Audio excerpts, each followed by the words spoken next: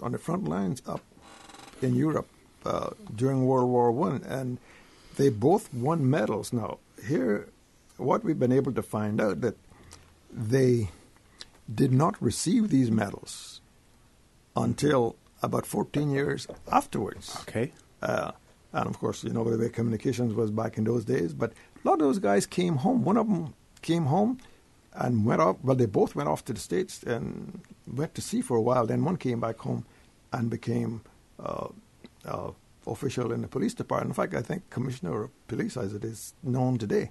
And the other one, well, he came back home also and, participated in the community in many ways. And then I think one of them, and it was, I think his name was Henry MacGyver Yates. He went back to the States, and he actually died in California.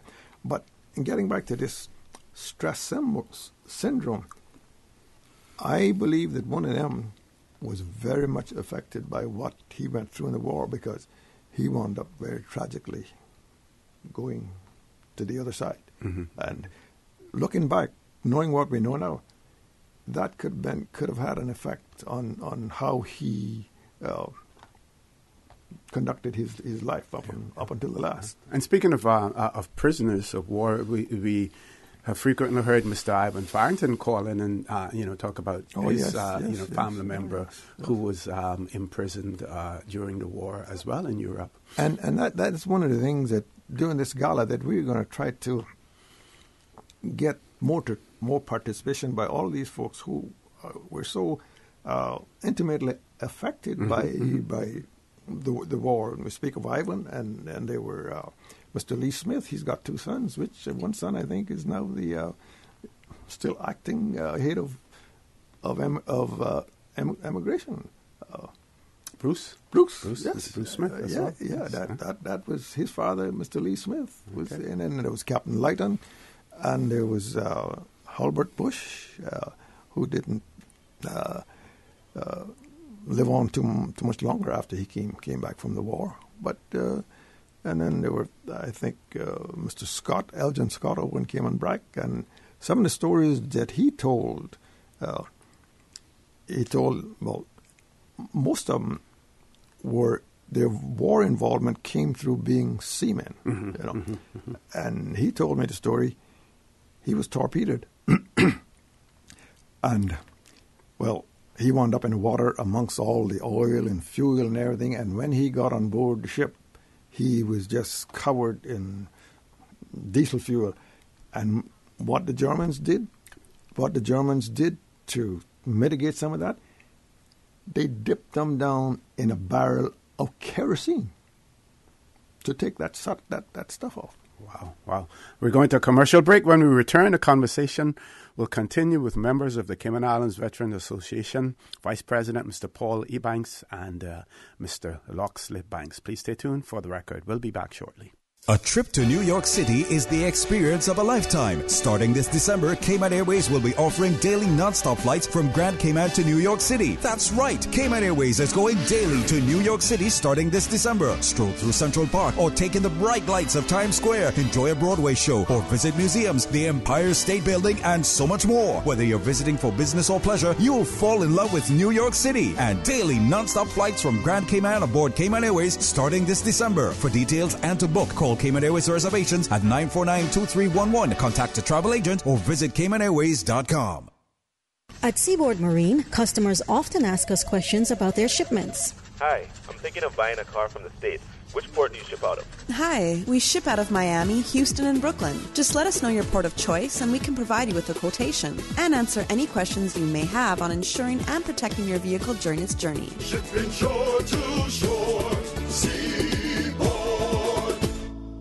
The Cayman Pharmacy Group provides you with more than just prescriptions. We strive to make your health our concern. We recognize the complexities of pharmaceuticals and the need to personalize your care. That is why we offer personalized one-on-one counseling.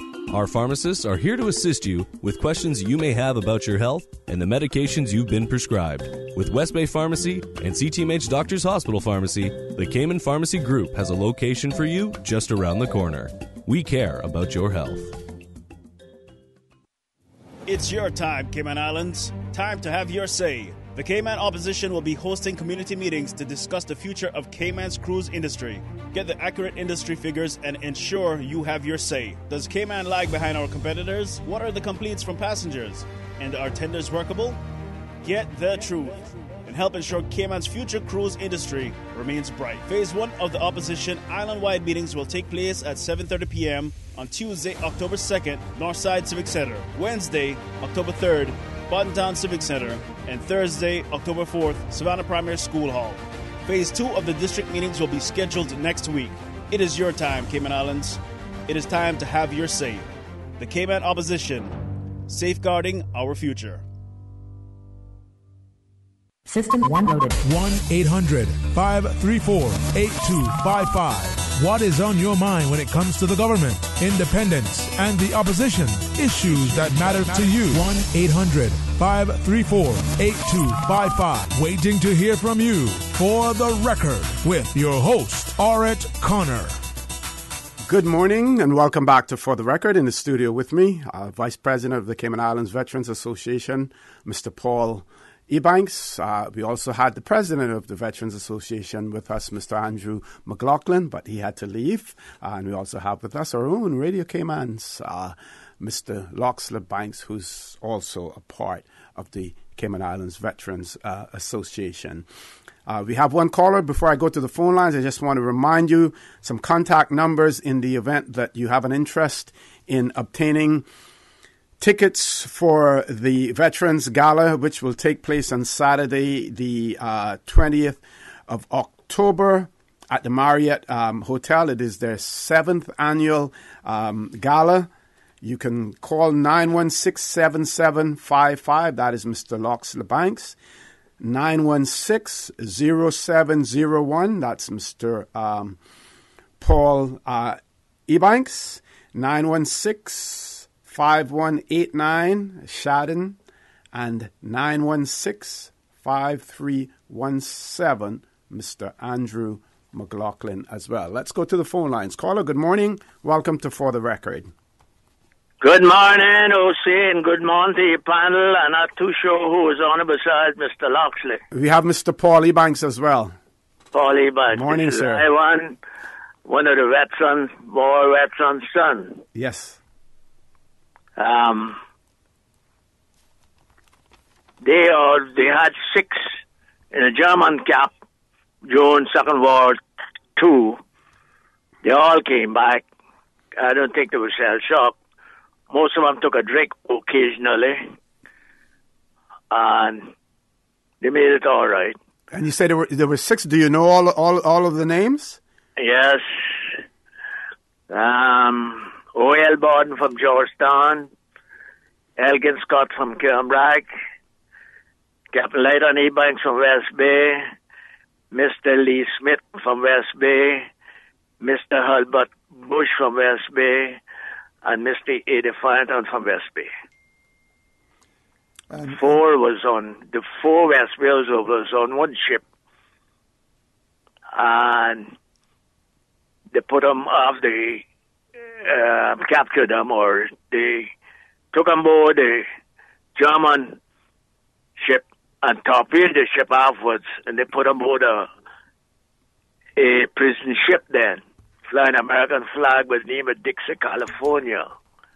And then they met O.L. and Scott on the ship. And they took them into France, and they all went to the same camp in Germany, Camp Saint-Bostel. They got a museum there now, and part of the camp is still there. Well, Ivan, did I know you were planning a trip over there? Did you ever?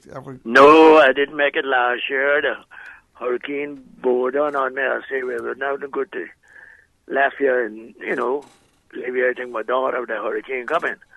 I'm kind of planning on like May, last part of April next year now. Well, I know that you received actually your dad's badge or identification, whatever it is that he. Yes, he got a chance to work in a shoe factory. He learned to make shoes while he was there. And about 2 years ago, the museum contacted me. Somebody contacted them from Wales that they had this badge, a prisoner on it, made of thick leather. E. Farrington, West Bay, Grand Cayman, British West Indies, and the prisoner on it. So I got that now. The man that had it, he got it from one of the bombers that released them. He not too sure who the bomber got it from. He found it in the cap, or he got it from one of the prisoners. But I never heard Papa talk and think about it. But partly he had it there and left it on the bunker wall or what it was there. Well, I guess in that liberation moment, they were all so glad to get out of there. They just, the old people say, pick up sticks, and they were gone. Yeah. Yeah, there was a lot of bombing and stuff when they started there, and they was worried because they didn't know that England or the British had exactly know where that cap was, because how kind of hid in the bush. So, but they all made it out all right. Yeah, well, there was also a Japanese prisoner of war, and I think Johnny Ebanks was his name, and he was from West Bay. Yeah, I heard about him. Yeah, he came back here, I guess it's been 15, 20 years ago, and I had the opportunity to interview him. Hopefully the record is still somewhere around here. And he told a story of being captured by the Japanese, and he was in prison in Japan when I think he said the second atomic bomb was dropped. And he said everything broke open. I said, I'm gone. This place ain't no good to me anymore. So yeah. But he was very, and I think of his demeanor, he was very, what should I say, easygoing, and he, talked quite openly about it, and he was glad to be back home. He'd only came back for a visit after, I think, some 25, 30 years. Wow. So, yeah, one of those prisoners, you might remember that, Mr. Loxley, Bush. Mr. Holbert, yeah. He died shortly after he got out. Yes. And I heard my father say he was so weak, he didn't know he would get him home. Yeah. Well, so but I heard my father say that's why I like to support any Red Cross and the poppies. They say before the Red Cross got hold of them, they were so hungry, they would have been glad to get a piece of grass or bush to eat. Yes. And when I hear people saying these days, I don't eat that, I say, if you get hungry enough, you'll eat it. That's for sure, yes. And come back to the shell shock and give this last one now, because I got trying to sell a postcard. And that's sometimes that's hard to pull the teeth. Thomas Shell Shock, you remember Reverend Hicks? Oh, yes. George Hicks, yeah. And they say he was shell shocked. And Dr. Horder? Yeah, I know what you mentioned, Dr. Horder. I remember about it. Well, Reverend Hicks, he was inspector of schools. And I remember one time, I don't want to call the boy name that he mashed up a slate. We'll call it some these days. I think they call it arithmetic now. Yeah. It was wrong. I had now had it right. And he took that slate and mashed it up. Wow. Yes. And I heard another story about him. That one day he was preaching. I left the pulpit and came down the halls and started reciting a poem. Pussycat, pussycat, where have you been? I've been to England to see the Queen. Pussycat, pussycat, what did you do there? I frightened a little mouse under the chair. Thank you very much for that, Mr. Ivan. All the best. Our great tourism ambassador. We have another caller. Caller, good morning. Welcome to For the Record. Good morning. This is Sharon McLaughlin. Good morning. Female veteran. Good morning. How are you? I'm well. Good morning, gentlemen. I just want to, I've been listening, and thank you so much, sir, for giving the Cayman Islands Veterans Association some time on the radio to get the word out. Just a gentle reminder, the phone number for my contact is 926-5189. 926, not 916. Correct, 926. sir. Thank you very much. Yeah, and I just wanted to reiterate, these two fundraising events are the only two fundraising events that the veterans have to help us get through each year in providing assistance to our veterans and widows in need. So we're grateful for you being able to get the word out. So thank you very much. Okay, and do you get any additional assistance from government for your organization? No, sir, we do not. We are grateful that this year the Ministry of Home and Community Affairs has stepped up to become one of our sponsors this year in providing assistance that's so very, very, very well needed. And hopefully we can continue to have the assistance of the Cayman Islands government, but our veterans do not receive any form of assistance. Okay, thank you very much for calling, and I will make sure that I repeat that number as 926-5189. Ms. Shadden McLaughlin, if you want to make contact with her, either about the Poppy Appeal or about the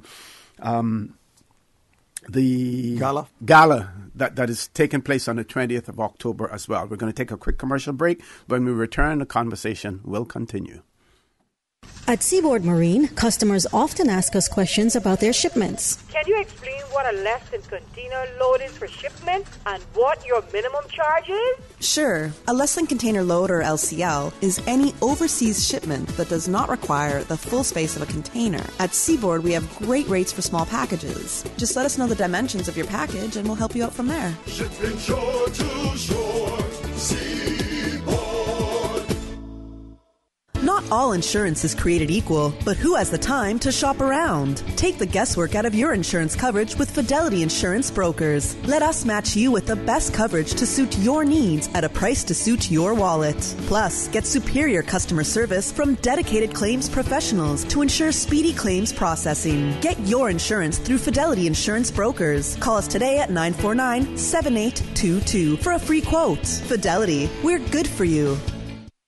Did you hear that Vant Motors has your sale going on now? And you get your choice on the money you'll save on your new car or truck? My sale? My choice? Really? Yeah! And they have lots of cars on sale. Some up to $7,000 off. Sounds pretty good. It gets even better. You can choose to take the full discount, or you can get some or all of it as cash back. Extra cash back would be great. Exactly! And you can even use the savings to extend your warranty or service plan so you'll drive worry-free for years longer. Another good idea. If you want to upgrade with something like a new roof rack or backup camera, you can choose that too. Wow, I get to choose? Yeah, that's why it's your sale, your choice. Going on now at Vant Motors on Walkers Road, while stocks last. Initiating system. For information that matters. For the record, with Orit Connor. Continues right now on Radio Cayman. Good morning and welcome back to For the Record. It is my pleasure to have in the studio with me this morning the Vice President of the Cayman Islands Veterans Association, Mr. Paul Ebanks, also member Mr. Loxley Banks. We're talking about Poppy Appeal, 10th of October. We're talking about the Gala, Veterans Gala, 7th anniversary of that gala taking place on Saturday, the 20th of October at the Marriott Hotel as well. And we're inviting calls from our audience as well, any stories that they may have about family members who participated in helping to protect and to preserve democracy throughout the world. Cayman Islands, a small dot on the map, but we have spread ourselves wide and far, mainly through our maritime heritage. That had a lot to do with it. So many of the men were involved in merchant shipping, I would say, Mr. Paul.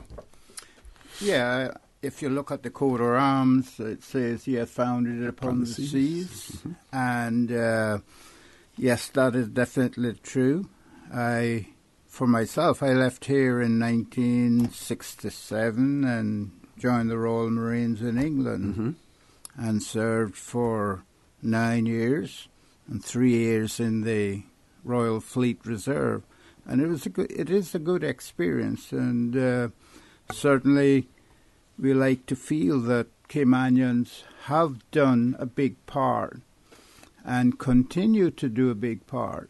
And when we talk about the poppies, remember it's just a donation that you're giving. You don't have to purchase a poppy, but we do like to see people wearing a poppy. It looks good. It is there for the support. And so you can reach me. I will be, as we would say, looking after the poppies. And my number is 916-0701. And if you need to know anything about where to collect them, I will be able to tell you about that. Now, you mentioned, Mr. Paul, your personal decision in 1967, I think you said, I left to join the Royal Marines in the UK. What was the impetus for that? What drove you to make that decision? Well, looking back, it was something I always wanted to do. I felt, you're going to be able to do this and, be in the military. And it was such a long shot because I had done a year at sea before and managed to save a little bit of money.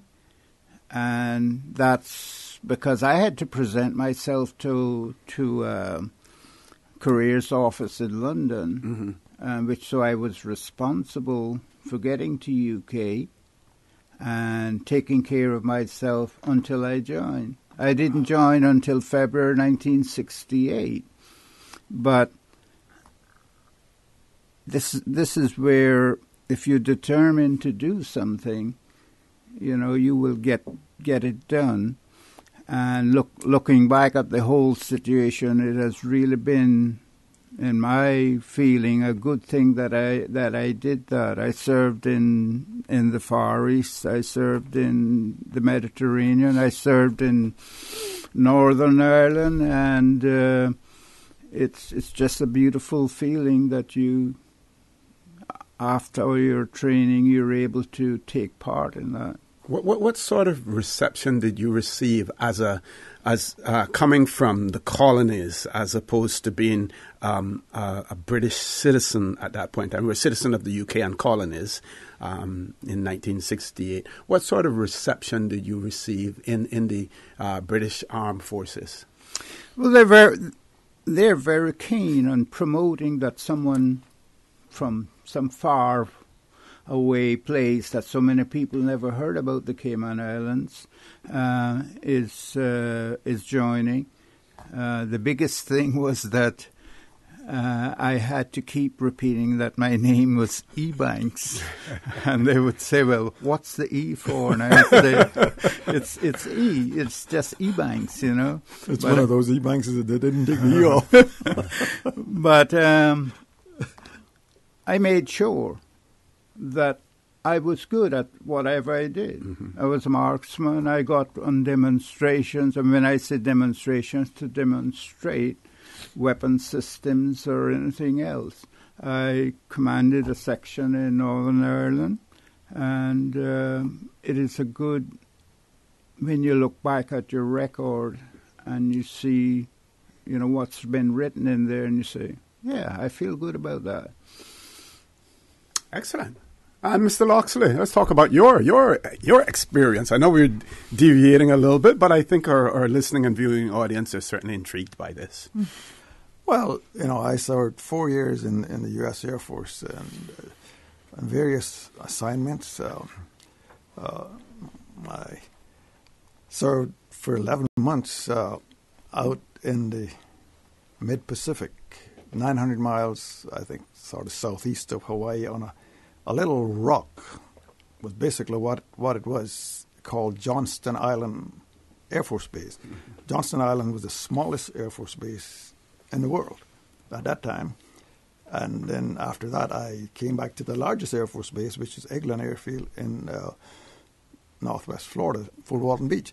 But on Johnston Island, and this was at the height of the Cold War.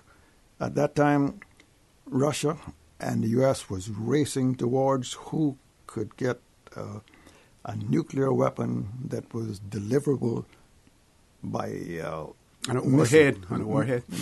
Missile.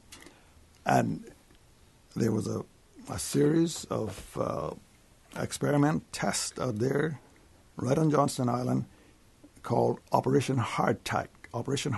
And it had various fingers, but the two that I was specifically involved in under Operation Hardtack was teak and orange. Now, Johnston Island, and to give you some perspective of the size it was, if you stood at the western end of the airport and looked out towards the North Sound, what you see there as the airport, what word do I want to use, as what the airport consists of, going down just the perimeter of the airport, that was the size of Johnston Air Force Base. Wow. It had a runway down one side, a taxiway in the middle. We lived in the middle, or a taxiway on the other side. We lived in the middle. Okay. And I recall the first morning, well, I got there about 4 o'clock one morning, and of course the liaison officer met me and took me to my barracks and got a couple hours sleep. And I said, well, I got to wake up in time and get a little chow before they close the chow hall at 9:30. And I was on the second floor of the barracks, and I walked out on the stair, top of the stairs, and I looked. I made a 360-degree turn, looked around, and all I could see was water around me. And I turned to myself, and I tapped myself on the shoulder. I said, "You're here. Make the best of it." And I went down and had chow. But as I said, this was at the height of the Cold War, and they were both Germany or Russia and U.S. was racing towards who could get the first deliverable nuclear weapon on a missile. And the only missile that the U.S. had in its arsenal at that time that they thought, and they only thought this at that time, that they could trust to put a nuclear warhead, and this was a megaton warhead, in the cone, on the nose cone, and try to get it up in the stratosphere, was the Redstone missile. Now, if you think of Redstone, that's very synonymous with the German scientist, what was his name now? Anyway, he came out there, Wern van Braun. He came out there on a visit, and it was hot. We didn't wear a uniform. We ran around in our skivvies all day long, or bathing suits. And he came, he asked, actually, at that time, Vice President Nixon was with him. He turned to Mr. Nixon and said, "Is this a military base?" He said, "Yeah." Nobody wears uniform, but we were so down hot we couldn't wear, And well, it's a long story. We detonated two very megaton devices up in the stratosphere, and in all of my life, it was I think the most vivid sight that these two eyes have ever seen. Have beheld. But just one. Okay, we're going to come back to it as soon as we have to go to our headline news at 9 o'clock. But when we're going to continue with your conversation, Mr. Banks, when we return. Folks, please stay tuned. For the record, we'll be back shortly. Satisfaction is guaranteed 24 hours a day, whether it's music or information. From Grand Cayman to Cayman Brac to Little Cayman, we've got you covered. You ever hear a thing like that? Radio Cayman in the Cayman Islands. Radio Cayman. Radio Cayman's newsroom. Headline. These are the biggest stories right now. 3 vessels get police help over the weekend. The Royal Cayman Islands Police Service says Joint Marine Unit officers on board the Niven D answered 3 separate vessels in distress calls from 2 wave runners and a boat on Sunday. JMU officers are reminding all boaters and wave runner riders to make sure their vessels are properly equipped with lights and other safety gear, and that communication devices are in working order. The International Court of Justice has ordered the U.S. to ease sanctions it reimposed on Iran after pulling out of a nuclear deal last year. Siding with Tehran, it said exports of, quote, humanitarian goods such as food and medicine should be allowed. The U.S. argued the court had no jurisdiction in the case as it's concerned in national security. The rulings of the ICJ, which is based in The Hague, are binding, but the court has no power to enforce them. And rescuers in Indonesia are still trying to reach remote areas of Sulawesi cut off by the earthquake and tsunami that devastated parts of the island and killed more than 1,400 people. The UN has warned that large parts of what might be the, quote, worst affected areas have not yet been reached. Those are your headlines. I'm Kersley Fuller. Radio Cayman, the voice of the Cayman Islands. What's happening in your community? News and information, music and more. You can find us. www.radiocayman.gov.ky. Like us on Facebook and follow us on Twitter. Radio Cayman is your choice, your voice for today's biggest news. Radio Cayman.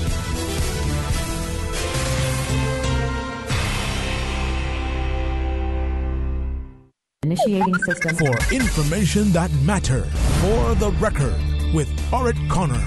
Continues right now on Radio Cayman. Good morning and welcome back to For the Record. We're in the last half hour of our show this morning, and it has been my pleasure to have in the studio with me.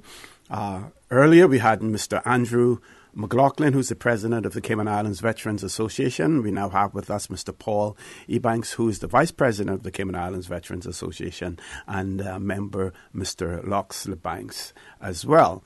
We diverged a little bit, still on the same topic, but we wanted to talk about the two of my guests here and their experience in the military. And we're going to have Mr. Loxley finish up with his conversation. And then the next thing that I want to know from them is their experiences, what they learned in the military. How were they able to transition back to civilian life, and some of the life skills and other skills that they may have learned in the military, how that helped to propel them in their civilian careers as well. Mr. Banks. Well, I left off saying that, seeing those two atmospheric explosions in the stratosphere at night was the most, I think, amazing sights that these two eyes have beheld in my 80-plus years. One of them was on a dark night, and we had put some colored gases in the device so that we could really tell what was happening up there. And one of them didn't have those things, so it was quite a contrast. And the first shot that we sent up, actually, the guidance system malfunctioned. Mm-hmm. And it was supposed to indetonate like 26 miles up into the stratosphere, but it detonated at 18 miles. And one of the first it knocked out communications all over the Mideast from North America. Nobody could get anything through because of the very concentrated heat that happened in the atmosphere at that time. It scrambled everything up there. And one of the first communications that we got through from the Pentagon that came through to Johnson Island, they said, "Are you still there?" Now that gives you an idea of what we were up against. But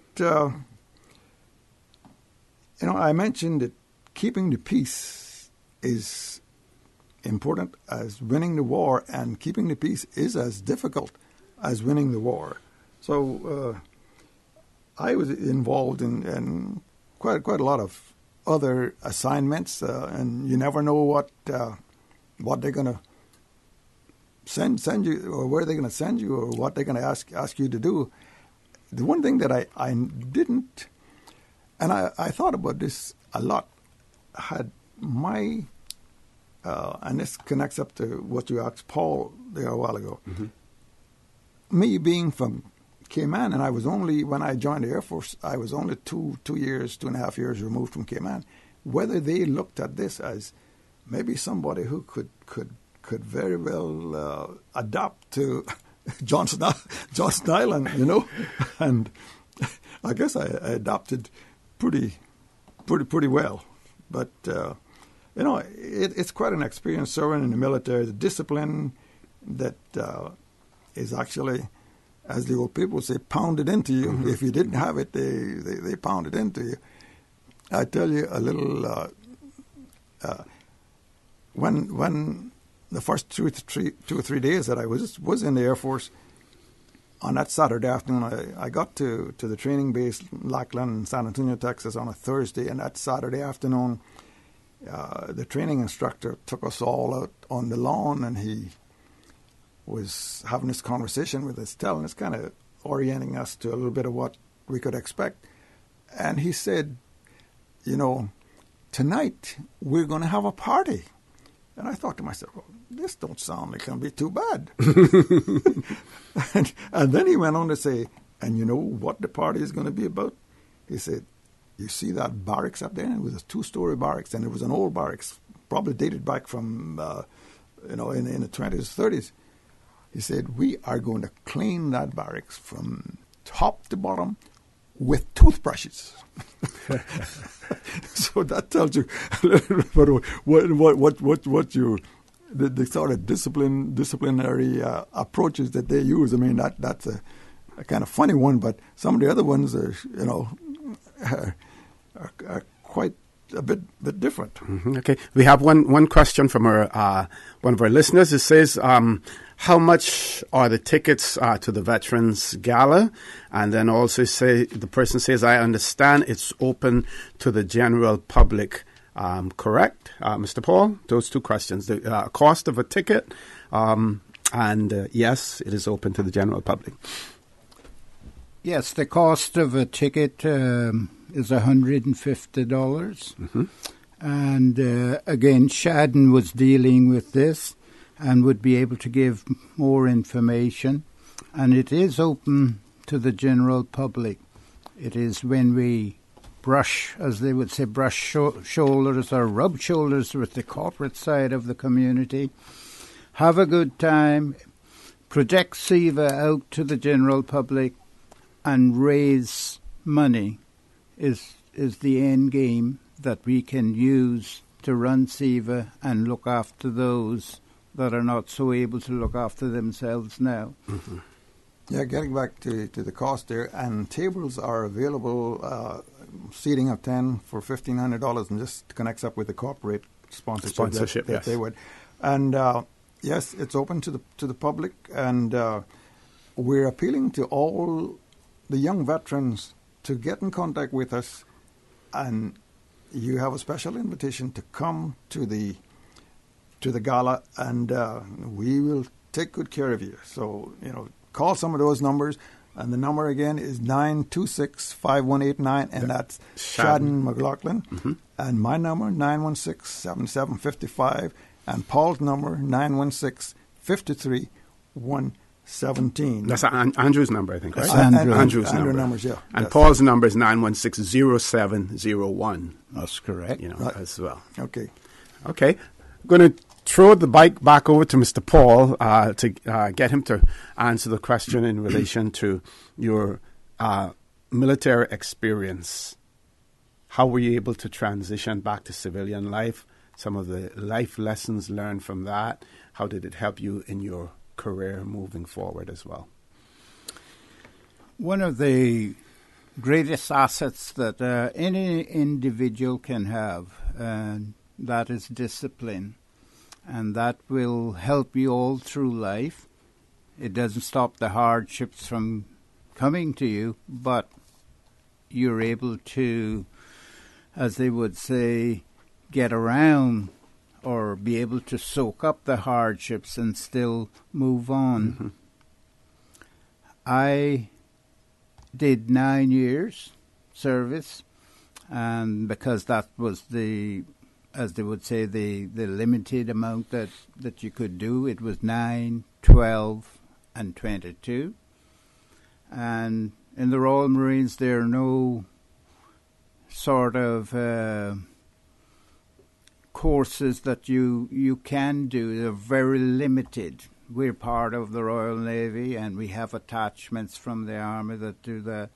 But you're allowed to do government training courses. Mm-hmm.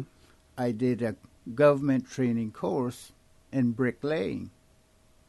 And, you know, when I looked at it first, I thought, well, I'm going to do this because I'm not going to pay any tax. I'm getting big money. I'm getting traveling.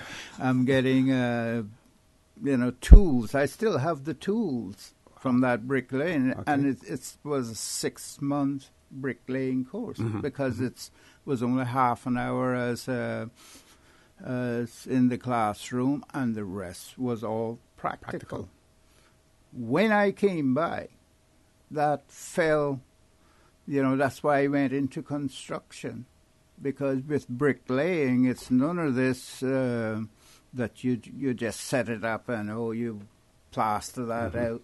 It has to be set right from the beginning because it is a finished product. So that helped me good. And for 40 years, really, that's what I did, was construction.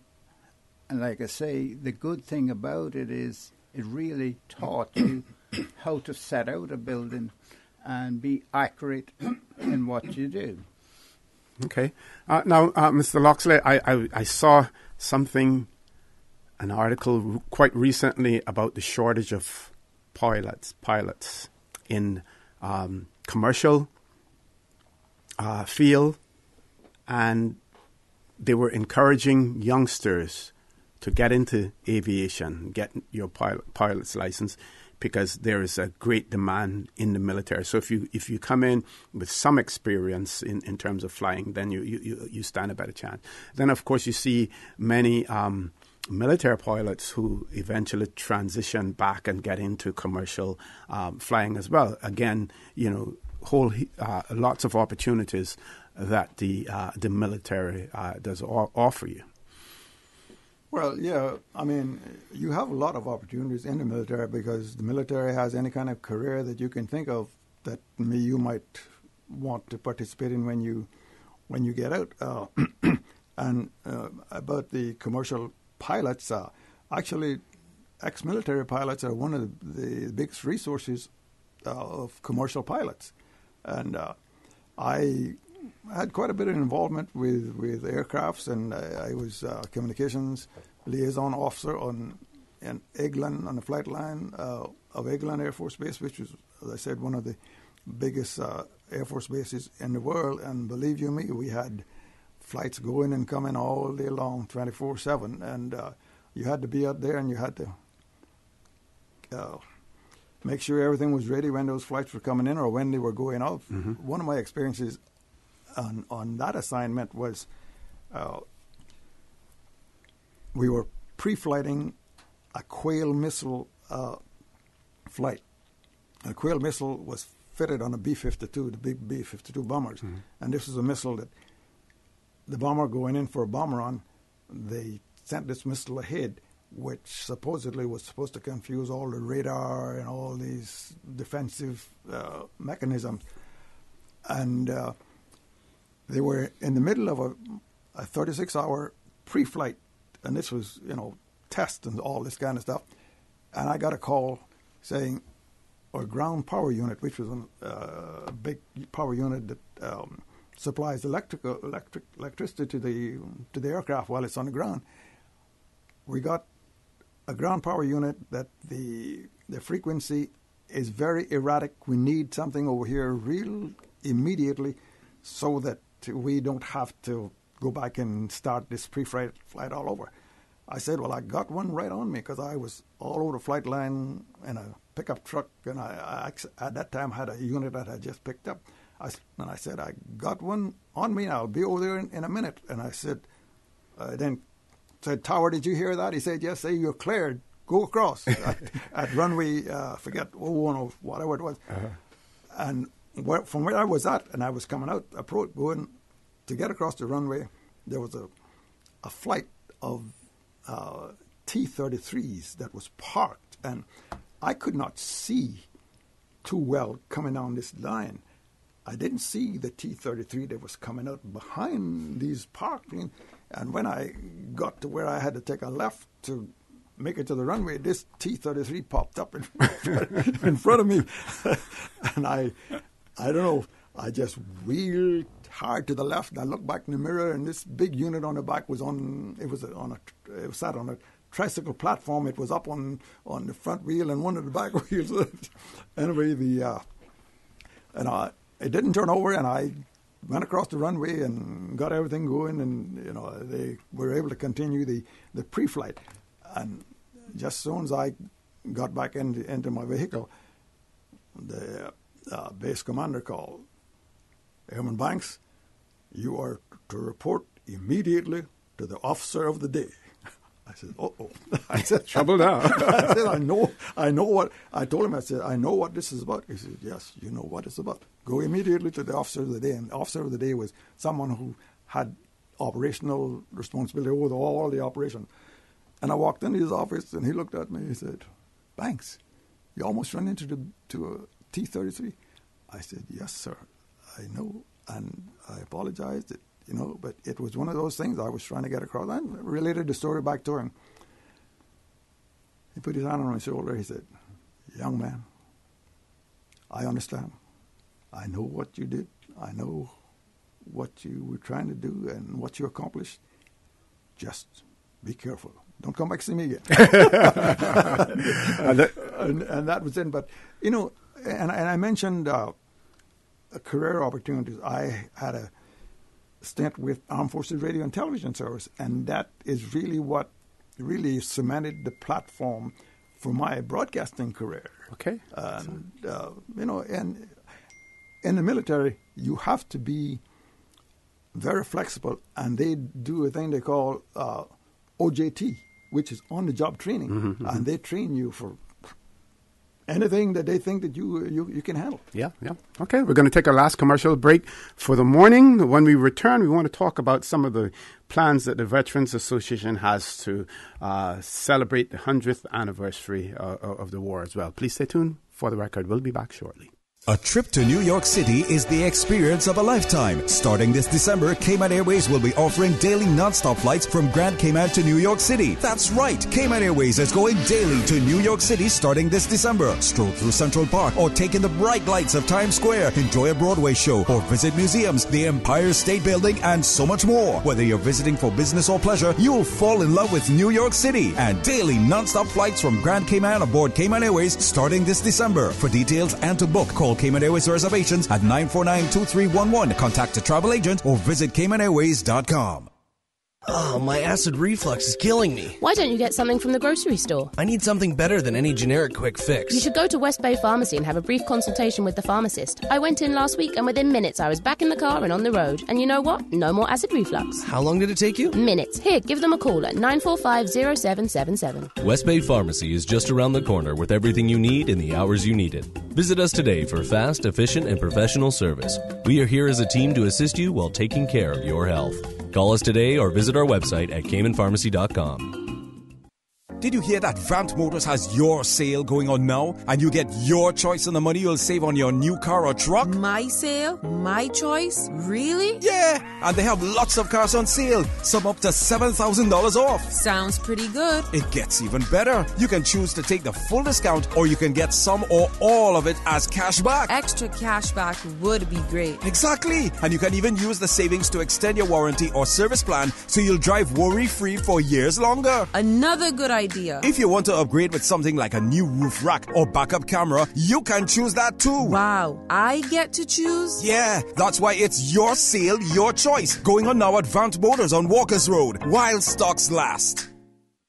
The NCBO needs your help. Tune in to the annual radio telethon on Saturday, October 20th at 7 p.m. for the best in local entertainment, including C&B, Trinity, Little Magic, Roy Bodden, and High Tide. Call in to pledge any amount or donate online at CaymanGiftCertificates.com to be entered to win over $5,000 worth of prizes. services. The NCVO's annual radio telethon is broadcasted live from Prospect Playhouse on Radio Cayman and Cayman 27. The NCVO is one of Cayman's oldest charities dedicated to the care, education, and well-being of children and families in need of support. Tune in to Radio Cayman and please help us help our children. The annual radio telethon, Saturday, October 20th, 7 p.m. to midnight, live from Prospect Playhouse.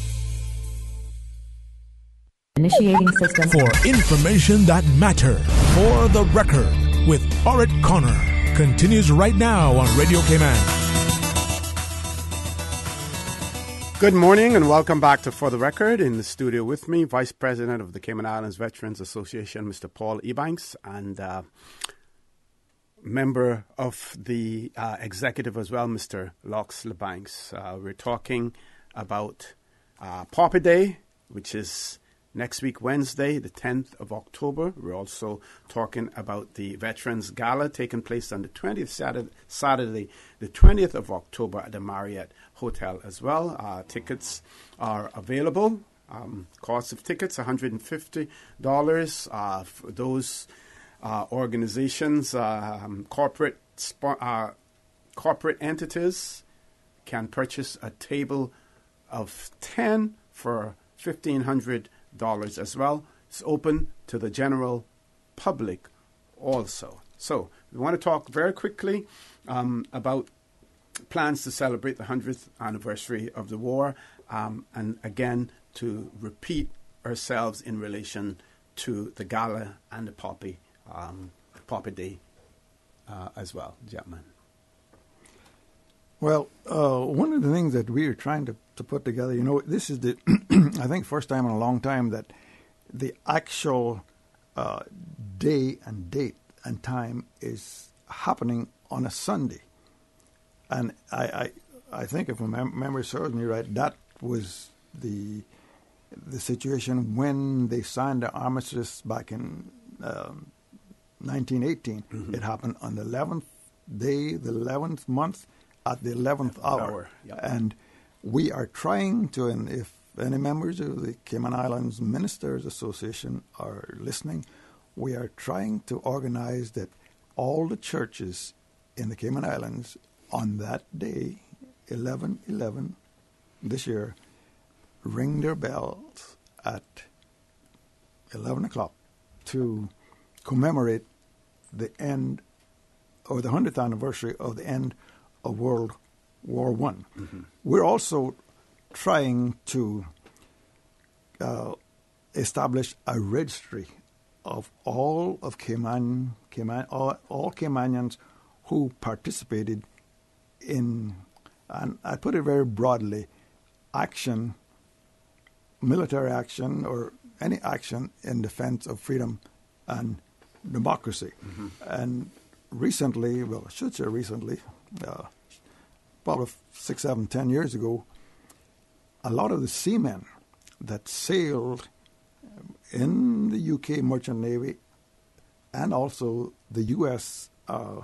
Army Transport Service were accorded military status.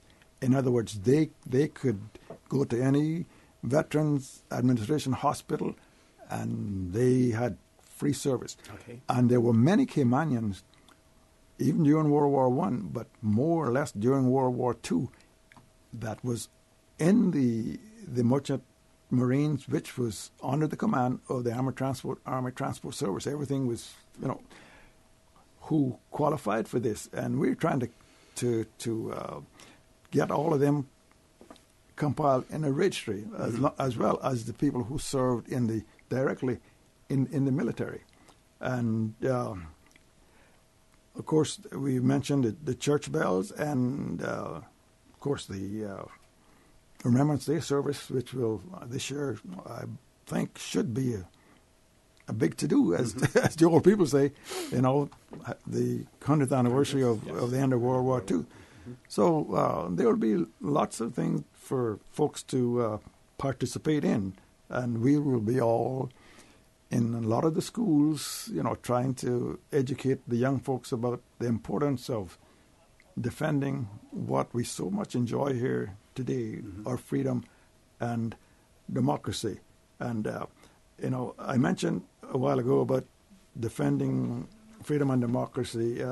It's important keeping the peace as winning the war. And I just want to put this little piece in here. There was a gentleman, an Andrew Henning. Actually, he was from Pakistan Road in West Bay. He was involved in one of the fiercest battles leading up to the surrender of the Germans. The battle took place in Belgium and all that area there.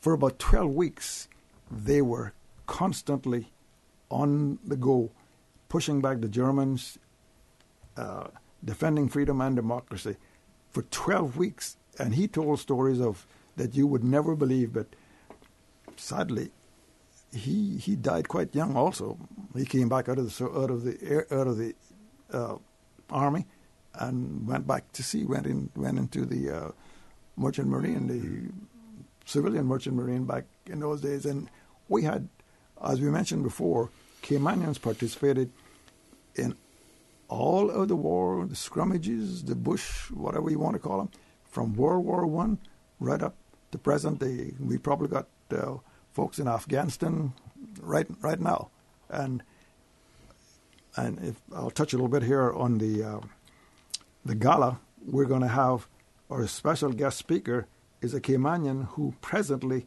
served in the Pentagon of the United States Armed Forces. He will be our guest speaker, our main guest speaker, and we will also have someone speaking really, I guess specifically on the stress syndrome, who is a Purple Heart awardee.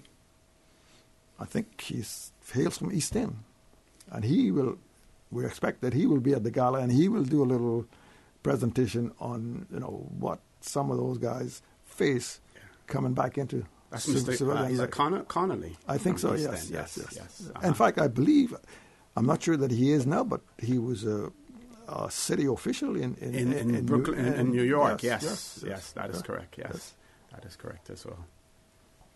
So there's lots of opportunity coming up for the whole community to get involved in support of freedom and democracy through their participation in the Veterans Association, through the Poppy Appeal, and through the participation in the gala. And again, we are appealing to all veterans here in Cayman, the young veterans who have come back home, to make yourself known, get in contact with us, and we want to host you at the gala on October 20th, which is just basically about 12, 14 days away, 13 days away. So please call us. And those numbers, again, you can call Shadden McLaughlin at 926-5189, or myself at 916-7755, or Paul at 916 Paul 0701, or Andrew at 916-5317. Okay, give you an opportunity for some closing comments, Mr. Paul Ebanks. I think over the years that the veterans have developed a good relationship with the general public, and I would just like to say to everyone out there that's listening, the veterans do not take that for granted. We try our best to preserve it, and as you know, the poppies that are given away really for a donation is a symbol that you support, not just monetary, but you support the veterans and those that have, as they would say, gave their tomorrow so we could have our today. We live in a democracy. We have a democratic way of life. And democratic way of life, you participate in it, and there's progress there too. So we only have to look around and see that there has been progress in the Cayman Islands, and it's all part of the system really that we hold so dearly to us. And I just want to say that remember, Caymanians have served, and as the past president added to that, and continue to serve. Okay, gentlemen, I want to thank you very much. Loxley, you want to say something? And again, we appeal to those young veterans in our community. Come on board because, like we said before, a lot of us are 3/4 home from the start to the end, so we need you to come in and help take up some of the slack. Okay, I want to thank both of you for being here. I want to thank also the president, Mr. Andrew McLaughlin, who had to leave us early for another commitment as well. I also want to thank our newest sponsor and welcome them again, Cayman Airways, as our new sponsor for the record. And I want to remind you that Cayman Airways, they are offering daily non-stop flights from Grand Cayman to New York City starting this December. Very convenient flight. You get on a flight in New York and you fly directly to the Cayman Islands, not having to stop anywhere in between. A direct flight. And, of course, you know, the friendly service that you get on Cayman Airways as well. So call Cayman Airways reservation at 949-2311. Contact a travel agent or visit CaymanAirways.com to book your flights today. I want to thank you, our listening and viewing audience, for allowing Radio Cayman and, by extension, For the Record, into your homes, into your vehicles as you traverse the busy roads of the Cayman Islands into your places of work, whether it be an office cubicle or if you're working in the outdoors. I also want to remind you that we are our brothers and our sisters' keepers. There is always someone out there who's less fortunate than we are, and I ask you to extend a helping hand to them. If you can't do that, then I suggest you donate to a worthy charity, because we always want to consider those who need, not necessarily those who want or even those who crave. I say to you, have a great day. Continue to support your radio station, Radio Cayman. Join Sterling, Dwayne, Ebanks at 12:15 for Talk Today. And as usual, we ask the good Lord to bless these three beautiful, wonderful Cayman Islands. For the Record is brought to you by Fidelity Bank. For all your banking and pension needs, call or visit a Fidelity branch today. Vamped Motors, the only authorized Ford and Toyota dealership serving the Cayman Islands. And Cayman Pharmacy Group, with locations in West Base and professional pharmacy at CTMH Doctors Hospital. The Cayman Pharmacy Group has a location for you just around the corner. And Seaboard Marine. With over 35 shipping ports, find your shipping solution by calling Seaboard Marine at 949-4977. Shaken yet standing firm.